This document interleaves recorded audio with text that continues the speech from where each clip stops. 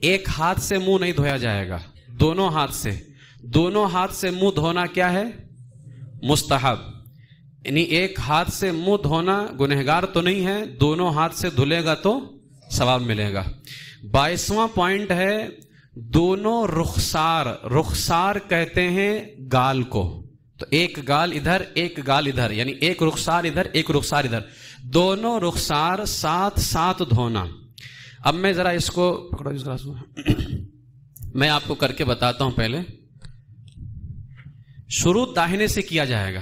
آپ نے دونوں ہاتھ میں پانی لیا، اس کے بعد میں ادھر پہلے شروع داہنے سے کریں گے. شروع کر لیا آپ نے، اب دوبارہ پانی لیں گے تو ایک ساتھ دھلیں گے. شروع کریں گے داہنے سے اور ساتھ ساتھ میں دونوں گالوں کو دھلا جائے گا. ٹھیک ہے؟ یہ کیا ہے یہ بتائیے؟ یہ مستحب ہے. اس کے بعد میں 23واں پوائنٹ ہے چہرے کی روشنی بڑھانا. اب چہرے کی روشنی بڑھانا یہ بھی مستحب ہے. اب یہ کیسے بتاتا ہوں.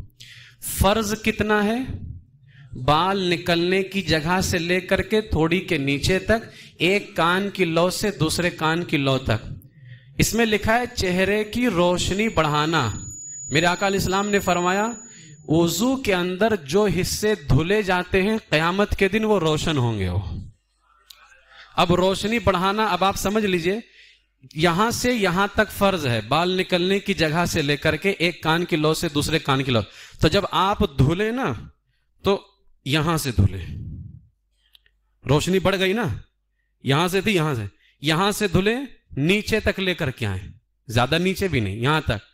یہ کان کی لو یہاں یہ لو ہوتی ہے، آپ یہاں سے دھل لیں. اس کا فائدہ کیا ہوگا؟ ایک تو روشنی بڑھ گئی، دوسرا فائدہ یہ ہوگا کہ ہمارے دل سے شک دور ہو جائے گا کہ وہ حصہ دھلا گیا کہ نہیں دھلا گیا، اس لیے کہ ہم نے زیادہ دھل لیا ہے. تو زیادہ جب دھلا تو جو لمٹ تھی وہ اس کے اندر آ گئی ہے. اس کو کہتے ہیں چہرے کی روشنی بڑھانا. یعنی آپ زیادہ دھل لیجئے تاکہ کل قیامت کے دن زیادہ روشن ہو جائے. انشاءاللہ تعالی یہاں بھی روشن رہے گا. 24واں پوائنٹ ہے کوہنیوں سمیت دونوں ہاتھ دھونا. یہ ہے کوہنی، یہ فرض ہے. ٹھیک ہے؟ یہ دیکھ رہے، یہ ہے کوہنی.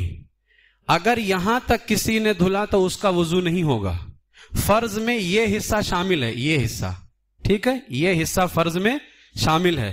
تو دونوں ہاتھ کوہنیوں سمیت دھونا کیا ہے؟ یہ فرض ہے. 25واں پوائنٹ، پہلے